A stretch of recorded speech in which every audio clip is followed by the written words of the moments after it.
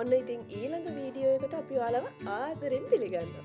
අද චුට්ටක් මගේ වොයිස් එක අවුල්. ඒක ගැන වැඩි හිතන්න එපා ඉතින්. ඉතින් අද අපි ඔයාලව එක්කන් යනවා ඔස්ට්‍රේලියාවේ සිඩ්නි වල තියෙන ඩයමන්ඩ් බේ කියන තැනට. ඇත්තටම මේක හරි ලස්සන තැනක්. මුලින්ම මම ඔයාලට කියන්නම් අපි කොහොමද යන්නේ කියලා. මම ඔයාලට වැඩි ලේසි වෙන්න සිඩ්නි ඔපෙරා හවුස් වල ඉඳලා කොහොමද මේක යන්නේ කියලා පටන් ගන්න. ඉතින් එහෙනම් මේ ගමනත් අර හැඟින් රොක් එකේ ගමන වගේම මම සිඩ්නි ඔපෙරා හවුස් වල ඉඳලා මේ ගමන පටන් ගන්නම්. ඉතින් අපි මෙල්බර්න් වල ඉඳලා සිඩ්නි වලට ට්‍රැවල් කරේ අපේ වාහනේ. ඉතින් අපි වාහනේම තමයි එතකොට මේ ඩයමන්ඩ් බේ රිසර්ව් එකට ගියෙත්. ඉතින් ඔයාලා වාහනේ යනවා නම් මෙන්න මේ විදිහට තමයි පාර තියෙන්නේ.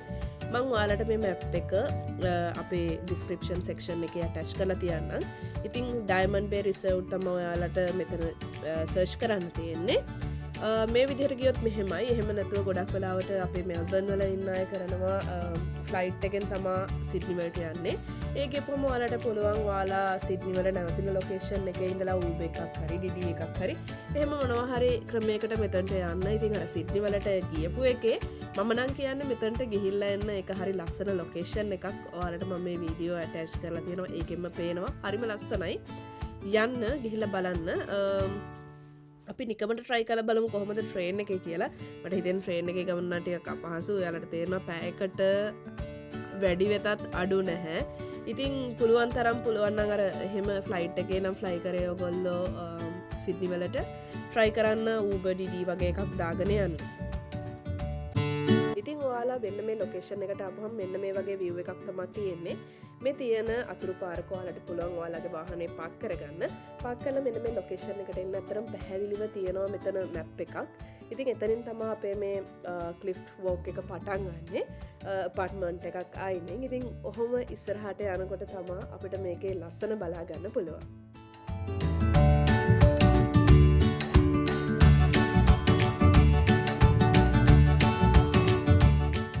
ඔන්න ඉතින් ඊළඟට මම පහලට බහගෙන යන ලස්සන වීඩියෝ එකක් කවි අරගෙන තියෙනවා. බලන්නකෝ වටේ ලස්සන හරිම ලස්සනට මේක පේනවා.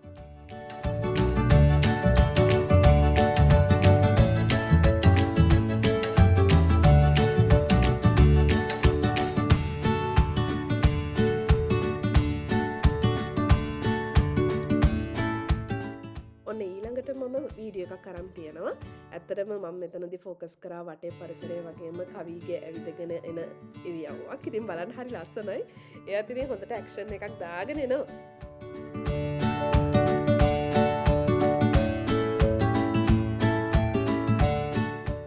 ඉතින් එදත් අපි සුපුරුදු පරිදි ඩ්‍රෝන් එක යව්වා. හැබැයි කියන්න ඕනේ මේ ලොකේෂන් එකේ ඩ්‍රෝන් එකක් යවනවා නම් ගොඩක් සැලකිලිමත් වෙන්න ඕනේ. හේතුව තමයි මේ ලොකේෂන් එක හරහා ගොඩක් වෙලාවට සීප්ලේන් යනවා. ගොඩක් වෙලා අපි අතර මේ හිටපු වෙලාවේ අපි කීපයක්ම දැක්කා. ඉතින් ඩ්‍රෝන් එකක් යවනකොට ඔයාලට තේරෙනවා ඩ්‍රෝන් එක ඇතට විශේෂයෙන් මුහුද වගේ තැනක යවනකොට අපිට ඒක පේන්නේ නැති ගානට යනවා. ඉතින් අපිටත් එදා ඒ වගේ දෙයක් වුණා. මොකද අපි ඩ්‍රෝන් එක යවනකොට සීප්ලේන් එකක් ආවා. අපි ඩ්‍රෝන් එකෙන් එක ඩිටෙක්ට් කරා. මම හිතනවා යාලටත් අනිවාර්යෙන් ඩිටෙක්ට් කරන්න ඇති කියලා. ඉතින් හිතනකො ලයිසන් නැති වෙලාවක් වගේ වුණොත් අපි ලයිසන් එක කරන්න නොතිබ්බ වෙලාවක් වුණොත් ඉතින් අපිට ලොකු ගැටලු ගොඩකට මුහුණ දෙන්න වෙනවා. හරි ඇක්ෂන් එකක් කවුරු හරි කෙනෙක් ගත්තොත්. හරිද? එතකොට ඊටත් වැඩිය ඔයා හිතන්න අපේ ඩ්‍රෝන් එක ගිහිල්ලා ඒක වදින්න පුළුවන්. එතකොට ඇක්සිඩන්ට් එකක් නෙවෙන්නේ. හරි භයානකයි. ඉතින් ඒ නිසා කල්පනාවෙන් ඩ්‍රෝන් එකක් යවනවා නම් යවන්න. අනිත් දේ තමයි ඕගොල්ලෝ මෙතන හවස තමයි හරිම ලස්සන. සන්සෙට් එක ගොඩක් ලස්සනයි. ඉතින් ඕගොල්ලෝ හවසට මෙතනට ගියොත් පොඩ්ඩක් ඩ්‍රෝන් එකක් යවන්න කලින් වටේ ඉන්න පිරිස ගැන හිතන්න. මොකද ඒගොල්ලන්ගේ ප්‍රයිවසි එක වඩා වැදගත්. ඔයාලා දන්නවා මෙහි එක ගොඩක් බලනවා කියලා. ඉතින් අපි උනත් එදා ගිහිල්ලා හවස ටික වෙලාවක් ඉඳලා තමයි ඩ්‍රෝන් එක යවුවේ. කට්ටිය අඩු වෙනකන් ඉඳලා. අනිත් දේ තමයි එතනදී ඔයාලට පුළුවන් චුටි පඩි පෙරක් තියෙනවා.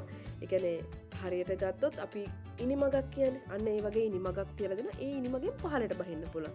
පහලට බහැලා ඔය අයින දිගේ කෙළවරකට යන්න පුළුවන්. හැබැයි මම නම් ඒක රෙකමන්ඩ් කරන්නේ නැහැ. මොකද ඒක හරි භයානකයි. නමුත් එදා ඇවිල්ලා හිටපු කට්ටියක් එහෙම කරා. ඒ කියන්නේ එක්කෙනෙක් ඩ්‍රෝන් එකක් යවන ගම අනික් කෙනා ඒ පඩි පෙළ දිගේ බහැලා ලස්සන්ට ගල් අස්සෙන් ගිහිල්ලා ආයෙ යා පඩි පෙළකට නගිනවා. ඔයාලට මේ පේන්නේ ඒ බහින පඩි පෙළ පඩි පෙළ කියන්නේ ඉනිමග තමයි ඔය පේන්නේ. ඕකෙන් බහැලා ඔය ගල් දිගේ යා දකුණු පැත්තට යනවා. දකුණු පැත්තට යනකොට ඒ දකුණු පැත්තේ තව ඉනිමගක් තියෙන උඩට නගින්න. මේ තියෙන ඔයාලට පේනවා ඒ ඉනිමග. අන්න ඒකට නැග්ගහම වතුර රැල්ලේ පාරට එතන අර නිකන් පාරක් වගේ කැපිලා තියෙනවා. ඒක දිගේ ඔය ගල දිගේ කෙළවරටම යන්න පුළුවන්. ඉතින් එදා ඒගොල්ලොත් ඒ යනකොට අනිත් එක ඩ්‍රෝන් එක හරි ලස්සනට අරන් ගියා. ඒත් ඒ වගේ දෙයක් කරනවා නම් ටිකක් කල්පනාවෙන්. මොකද මට හිතෙනවා මේ හරිය කොච්චර කිව්වත් මුහුද ගැඹුරුයි කියලා. ගල් තියෙන්නේ වැටුනොත් හරි බයයි. ඉතින් ඒ හින්දා මම නම් රෙකමන්ඩ් කරන්නේ නැහැ. ඉතින් ඕක තමා ගමන.